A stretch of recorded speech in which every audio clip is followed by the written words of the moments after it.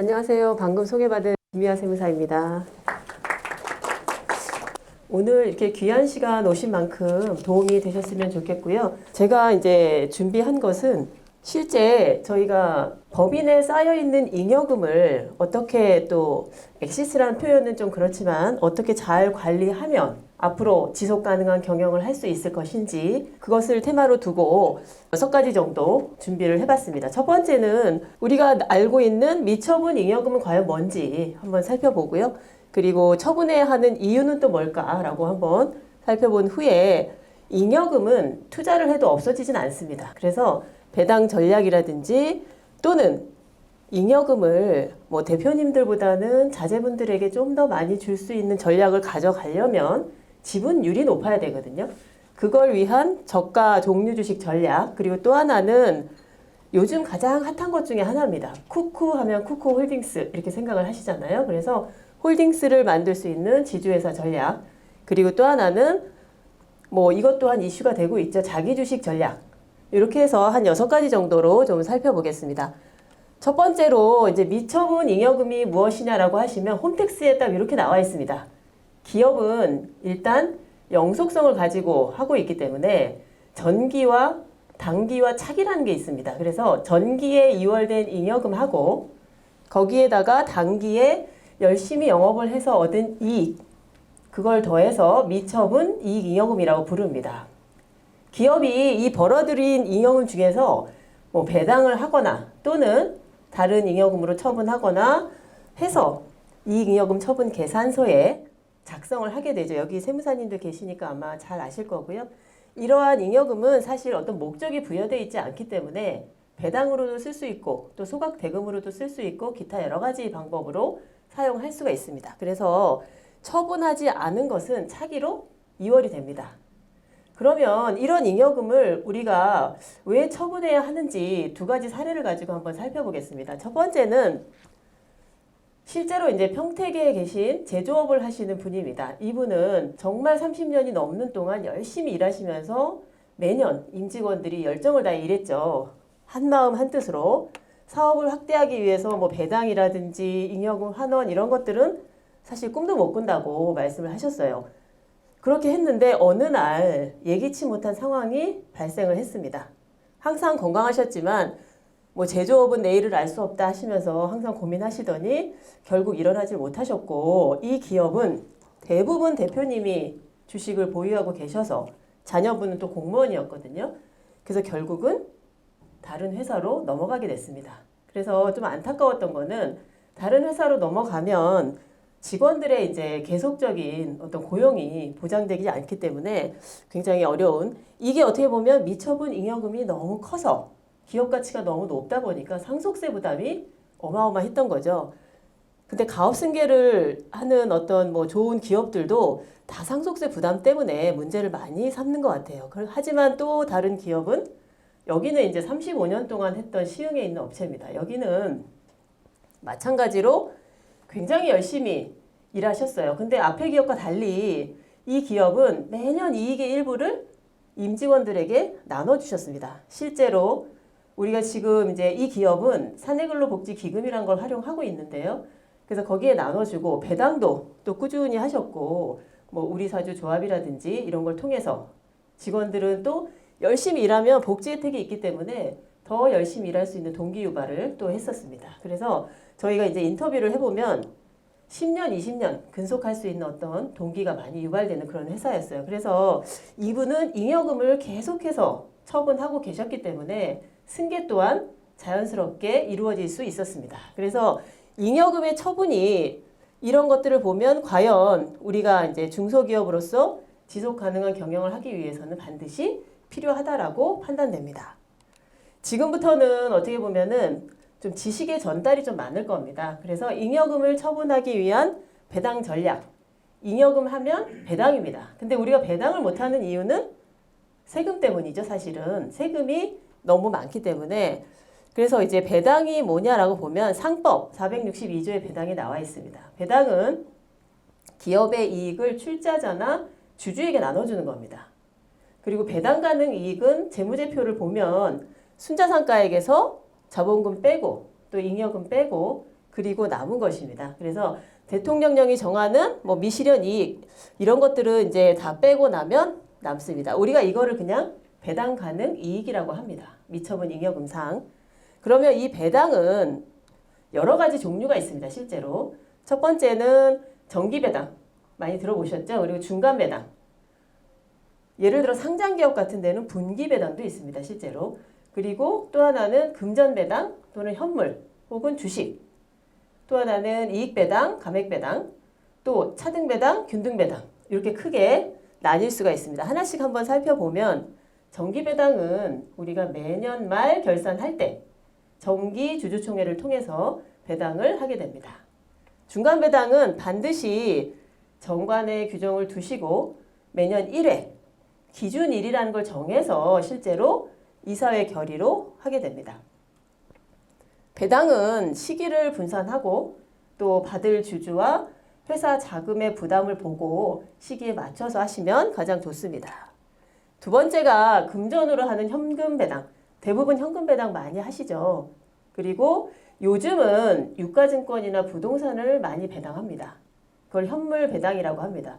근데 현물 배당을 하려면 정관에 반드시 규정이 있어야 합니다. 그리고 또 하나는 주식 배당. 주식 배당은 실제로 돈을 주는 게 아니고 잉여금으로 신주를 발행해 줍니다. 이익 배당 총액의 2분의 1을 한도로 이렇게 상법상 정해져 있습니다. 요즘 또 중요한 게 감액 배당입니다. 감액 배당은 자본 잉여금이나 또는 이익 준비금을 재원으로 한 배당을 감액 배당이라고 합니다. 위에 있는 이익 배당은 일반적인 미처분 잉여금을 가지고 하는 배당입니다. 여기 세무사님들 계시니까 아마 잘 아시겠지만 이 감액 배당이라는 거는 우리가 만약에 외부에서 투자를 받으면 밸류가 올라갑니다. 액면이 5,000원이지만 우리가 가치를 평가해서 100만 원에 만약에 투자를 받았다. 한 주당. 그러면 액면을 제외한 발행 가액을 주식 발행 초과금이라고 합니다. 그 초과금은 자본입니다. 자본. 우리 회사의 자본. 그래서 자본을 가지고 배당을 하면 실제로 과세가 되지 않습니다. 그래서 지금까지는 과세가 계속 안 되고 있었는데 올해 세법 개정안이 올라왔습니다. 올라와서 내년부터는 한도가 생깁니다. 한도가.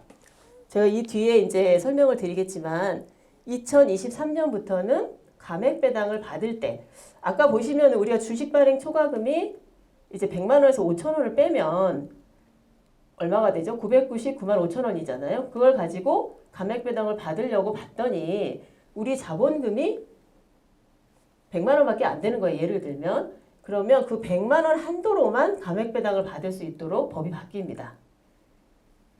지금은 내가 100만 원 가지고 있지만 999만 원을 받으면 내가 가지고 있는 100만 원이 마이너스로 돼버리거든요. 근데 그건 인정을 해줍니다. 지금은.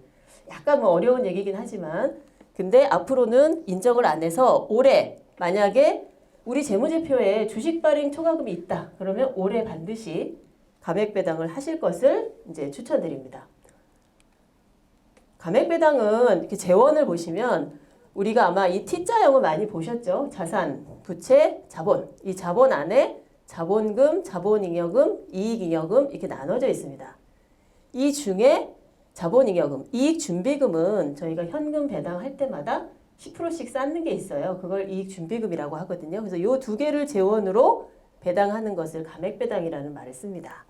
그러면 감액배당은 여기 보시면 자본준비금과 이익준비금 총액이 우리 자본금의 1.5배를 초과하는 금액을 배당할 수 있습니다. 이거는 이익잉여금은 아니지만 배당을 할 수 있도록 상법에 규정하고 있습니다. 그리고 또 하나는 균등배당과 차등배당. 차등배당이 지금은 안 된다 이렇게 말씀하시지만 안 된다기보다는 증여세 부담이 있다라고 표현하는 게 맞고요. 증여세 부담이 있다 하더라도 차등배당의 효과는 충분히 있습니다. 그리고 뒤에서 설명드리겠지만 법인이 차등배당을 하면 굉장히 효과가 높습니다. 그래서 지금 보면 균등배당은 이미 아시겠지만 지분율대로 그리고 차등배당은 지분율과 다르게 배당하는 겁니다. 근데 차등배당은 우리가 중간배당은 이사회 결의로 하게 되어 있지만 차등배당은 주주들의 어떤 이익을 침해할 수 있기 때문에 반드시 주주총회로 하셔야 됩니다. 그래서 정관의 규정이 있어야 되고 대주주 전원이 참석해서 대부분 아마 가족기업이기 때문에 부모님들이 포기하고 자녀분들, 지분이 낮으신 분들이 차등배당을 받게 됩니다. 그래서 결국은 대주주가 일부 권리를 포기하는 효과가 있습니다. 하지만 과거에는 포기를 했지만 이것을 증여로 보지는 않았습니다. 왜냐하면 세법상 차등배당 자체가 규정되어 있었기 때문이죠. 예. 근데 지금은 세법상 증여로 보게 되어 있어요. 그래서 차등배당은 증여와 소득세를 다 계산해 보시고 하셔야 됩니다. 그리고 3번이 제일 중요한데요. 주주 전원 동의가 반드시 필요합니다. 그러면 배당 전략을 우리가 어떻게 가져가야 미처분 잉여금을 좀 더 잘 관리할 수 있을지. 결국은 세금은 가처분 소득에서 발생하거든요. 똑같은 세금을 내더라도 똑같은 행위를 하더라도 가처분 소득이 높아져야 의미가 있습니다. 첫 번째가 미성년 자녀 또는 소득이 없는 자녀를 활용한 배당. 굉장히 많이 쓰고 있죠. 그래서 만약에 6천만 원을 배당한다라고 가정했을 때 연봉 1억인 분은 한 30% 세율을 과세받습니다. 하지만 소득이 없는 자녀들은 15.4%면 이제 완료가 되는 거죠. 그만큼 가처분 소득이 올라갑니다. 만약 대표님이 연봉 1억이신데 6천만 원 받으셔서 자녀한테 주신다 그러면 훨씬 많은 세금을 부담하시게 되는 거죠. 그리고 또 하나는 배당은 지속적으로 적정하게 하시는 게 가장 좋습니다. 아까 이제 미처분 잉여금을 처분해야 되는 이유에서도 보셨지만 계속 쌓여 있으면 한꺼번에 배당하기가 정말 어렵거든요. 예. 그래서 만약에 5억을 일시에 배당하면 아무리 소득이 없는 자녀라도 한 30% 세금은 내야 되지만 1억씩 매년 한다면은 15.4%면 배당 소득이 마무리됩니다. 그리고 또 하나는 1인에게 3억을 하느냐, 3인에게 하느냐, 뭐 아주 상식적인 거죠. 그래서 나눠서 그러니까 모든 세금은 나누는데 사실은 묘미가 있습니다. 그리고 또 하나는 차등배당. 차등배당은 지금도 굉장히 많이 활용하고 있습니다. 차등배당을 하려면 일단은 자녀의 지분율을 높여야 됩니다. 지금 가지고 있는. 그리고 또 하나는 개인은 증여세가 나오니까 증여세가 없는 법인을 활용하는 겁니다. 그렇게 해서 차등배당을 하고 있습니다. 그리고 차명주식. 우리가 이제 여기 계신 대표님 분들은 이렇게 뵈니까 이제 젊으시고 그래서 뭐 차명주식이 없으실 수도 있지만 가업승계나 이런 걸 하다 보면 오래 전부터 어쩔 수 없이 생긴 차명주식들이 있습니다. 그 차명주식을 이제 배당 통해서 이 배당은 차명주식이라는 거를 거증하기가 굉장히 어렵습니다. 시간이 오래 지나면. 근데 배당을 통해서 저희가 이제 거증할 수도 있는 거죠. 왜냐하면 이 배당은 실질 주주 거기 때문에 배당해주고 실질 주주가 다시 환원을 하는 겁니다.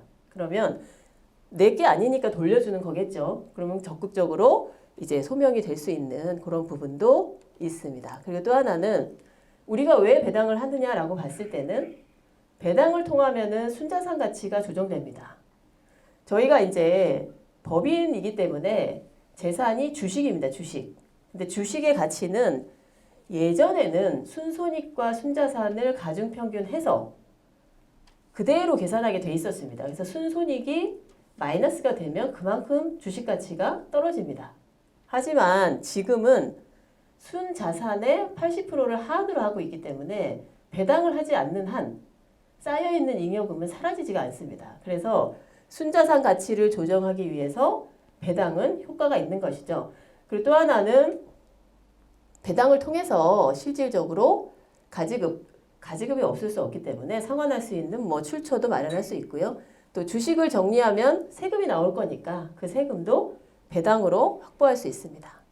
이미 이제 여기 계신 대표님들이나 세무사님들은 본부장님이나 이제 단장님을 통해서 많은 지식을 또 이제 습득하고 계신다고 생각하기 때문에 잉여금 환원에 대한 말씀을 좀 드리겠습니다. 우리가 자본금 범위 안에서 잉여금만 줄이면서 소각을 할 수 있는 방안, 흔히 이제 CEO 소각 또는 신자본 환원 이런 말로 이제 표현을 합니다. 그리고 두 번째는 이제 증여를 통해서 소각하는 거죠. 증여 공제를 활용한 소각. 이 부분도 실제 굉장히 좋은 솔루션입니다. 지금 뭐 과세 관청과 어떤 그런 부분은 있지만 이 부분은 뭐 계속해서 이루어질 거라고 생각합니다. 그리고 또 하나는 자기주식 소각을 통해서 상속 재원을 확보하는 방법입니다. 우리가 흔히 이제 상속 감자라는 말을 쓰거든요. 그래서 상속이 일어나면 상속 주식을 평가해서 그 평가한 금액으로 감자를 통해서 재원을 마련합니다. 배당을 할 때 항상 이제 주의하셔야 될 사항들이 있습니다. 우리가 이제 기업에서 알아서 그냥 배당을 하다 보면 가끔 위법 배당이 발생할 때가 있습니다. 위법 배당은 실질적으로 가지급으로 돌아옵니다. 이게 정말 우리 기업에 있을까라고 생각하시지만 실제 많이 일어나는 사건 중에 하나예요. 그리고 또 하나는 배당을 결의하셨는데 갑자기 돈이 없어서 우리 배당하지 말자 많이 질의를 하세요. 그래서 배당 안 해도 됩니까? 라고 여쭤봅니다. 그러면 실제로 배당을 안 하셔도 잉여금 처분 결의한 날로부터 3개월이 지나면 지급시기 의제라는 게 생깁니다. 그래서 세금은 부과하셔야 돼요. 하지만 이제 하자가 생기거나 했을 때는 취소할 수가 있습니다. 그래서 배당도 굉장히 중요한 어떤 절차들을 거쳐야 된다는 것을 또 보실 수 있을 것 같으세요. 또 이제 가끔 뵈면은 배당에 대한 몇 가지 오해를 또 하시는 분이 계세요. 대표님들이 배당을 했더니 1억 하라고 해서 1억 배당해서 15.4%만 내는 줄 알았다라고 생각하시는 분들도 많으시더라고요. 물론 이제 여기 계신 분들은 그렇지 않겠지만 원천징수로 끝난다라고 오해하시는 분도 있고 또 어떤 분은 비용 처리가 되는 줄 아세요. 배당을 하면. 왜냐하면 돈이 밖으로 나가기 때문에. 근데 이게 참 우리 회사는 안 그러겠지라고 하시지만 실제 그런 경우가 많이 있었습니다. 그리고 결의를 했는데 취소했다가 세금이 안 나오겠다 생각했는데 세금만 또 부과되는 경우도 있고 그리고 차등 배당을 했는데 위법 배당이 되는 경우도 있습니다. 이거는 이제 주주들에게 균등하게 기회를 주지 않고 있기 때문에 생기는 거고요. 또 하나는 이제 정관의 규정이 없이 중간 배당이나 또는 현물 배당이나 이런 것들을 하면 실제 가지급으로 처리가 될 수가 있습니다. 또 하나는 무조건 배당하신다고 지분 율대로 하다 보면은 부모님이 이제 배당을 많이 받는 경우가 있죠. 그러면 그게 상속으로 연결될 수도 있습니다. 그래서 배당도 어떻게 하느냐에 따라 가처분 소득도 늘어나고 실질적인 잉여 관리도 하실 수 있을 것 같아요. 이제 두 번째가 뭐냐면 저가 종류 주식 전략입니다. 아까 이제 차등 배당을 하려면 자녀분들의 지분율을 올려야 된다고 이제 말씀을 드렸잖아요. 그래서 조건부로 우선주를 증자하는 겁니다. 지금 미성년 자녀가 예를 들어서 1억이라는 돈을 가지고 있다고 가정했을 때 우리의 시가로 하면 주식을 한 주밖에 못 갖겠지만 조건부를 붙여서 평가를 하게 되면 최소 2주 이상을 가질 수가 있습니다. 그래서 조건부로 우선주 증자. 요거는 실제 이제 시가로 불균등 증자하는 것보다 2배 정도 효과가 있습니다. 이제 상증세법, 이렇게 세법이 나와 있는데요. 우리 주식가치 평가는 아마 다 아실 거기 때문에 상증세법 기본 통칙을 보면 조건을 붙이면 실질적으로 순자산 가액에 잉여금을 빼게 돼 있습니다. 어떤 기업은 보면 기업 가치가 굉장히 높고 순자산이 높은데 대부분이 쌓여있는 잉여금입니다. 실제로 가치가 한 300억 됐는데 그 중에 200억 정도가 미처분 잉여금이면 실질적인 순자산은 한 100억 되는 거거든요. 그래서 그 100억으로 평가를 한다면 300억보다 훨씬 많은 주식을 취득할 수 있겠죠. 요게 이제 상증세법 기본 통칙에 나와 있기 때문에 다만 여기 보시면 이제 신입주주라는 말이 있죠. 신입주주. 신입주주는 실질적으로 출자 지분을 처음 취득하는 주주를 말합니다.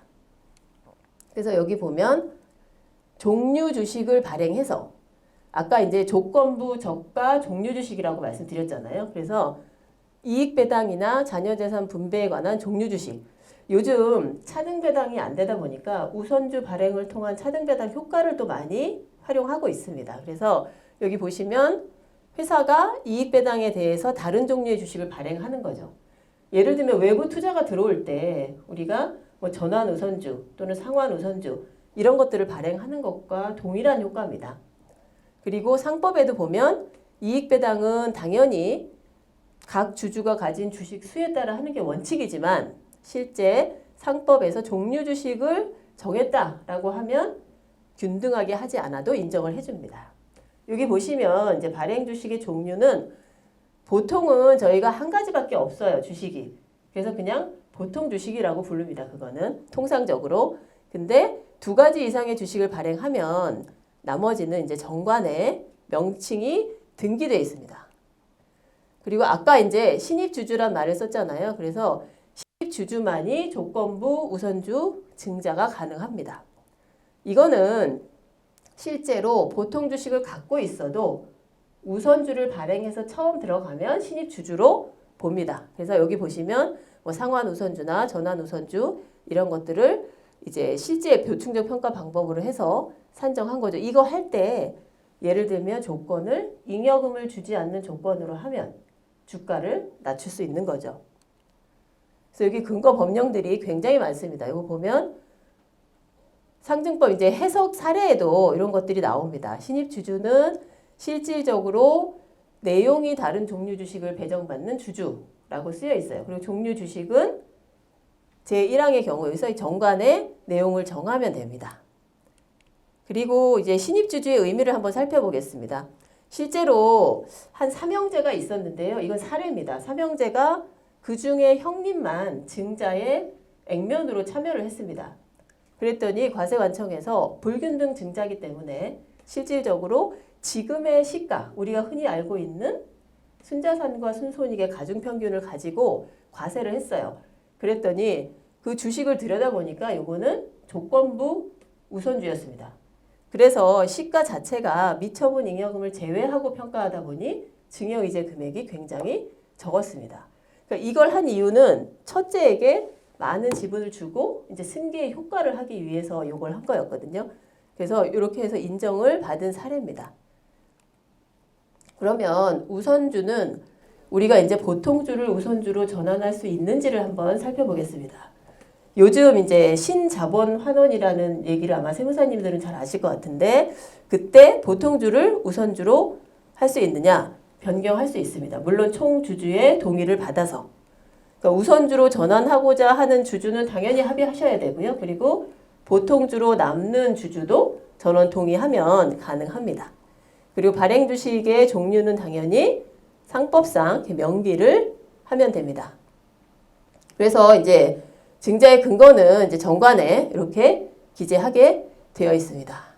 요거는 이제 조금씩 넘어가겠습니다. 이게 이제 예시를 한번 들어보겠습니다. 이게 숫자를 보면 좀 더 명확해지거든요. 그래서 지분율이 부모님이 거의 한 63% 갖고 계시고 삼형제가 한 12.3%씩 그리고 이 회사의 주식 가치를 평가를 해보니까 17,340원 정도 됐습니다. 그래서 이런 회사에서 어떤 전략을 가져갔냐 하면요. 조건부 저가 우선주를 이제 발행한 겁니다. 발행하면서 자녀들이 주주인 관계회사를 활용한 거죠. 그래서 자녀들이 주주인 관계회사가 10억 정도 증자를 하면서 조건부 우선주로 평가를 해보니 우리 요 앞에 보시면 17,340원짜리가 6,907원으로 줄어듭니다. 그 이유는 잉여금이 많이 쌓여 있었기 때문에 실질적으로 순자산 가치에서 잉여금을 제외하고 평가한 겁니다. 그래서 실제 관계회사 지분을 12.64% 정도 이제 확보합니다. 만약의 경우 기존 주가로 했다면 한 5.45% 정도밖에 못 가지죠. 그러면 이후에 배당할 때도 5.45%만 배당할 수 있지만 지금은 12.64% 배당할 수가 있습니다. 그리고 이 옆에 주식 발행 초과금이라고 9억 2,700 나와 있잖아요. 이 금액은 자본금의 1.5배를 초과하는 거는 또 주주별로 균등하게 감액 배당을 할 수 있습니다. 그리고 요거는 이제 저희가 활용했던 방법 중에 하나인데 6,907원이라고 평가가 되다 보니 6,907원으로 증자할 수도 있지만 액면 500원으로 증자를 한 겁니다. 이거는 죄송합니다. 액면 500원으로 자녀 3명이 5천만 원씩 증자를 했어요. 그러면 불균등 증자가 되겠죠. 실질적으로 비싼 걸 싸게 샀기 때문에 그렇게 되면 이익은 싸게 산 사람이 이익을 보게 됩니다. 그래서 그 이익을 계산하는데 조건부로 발행했기 때문에 14,000원이 아닌 6,900원으로 계산하다 보니까 1인당 이익이 6억 3,200 정도 됐습니다. 그러면 이 자녀가 1인당 지분을 9.1% 확보하는 데 든 돈은 단 1억 6천이에요. 1억 6천을 가지고 실질적으로 1인당 9.1%씩 지분을 확보하였습니다. 5천만 원은 자본금으로 넣고 1억 천은 증여세로 낸 거죠.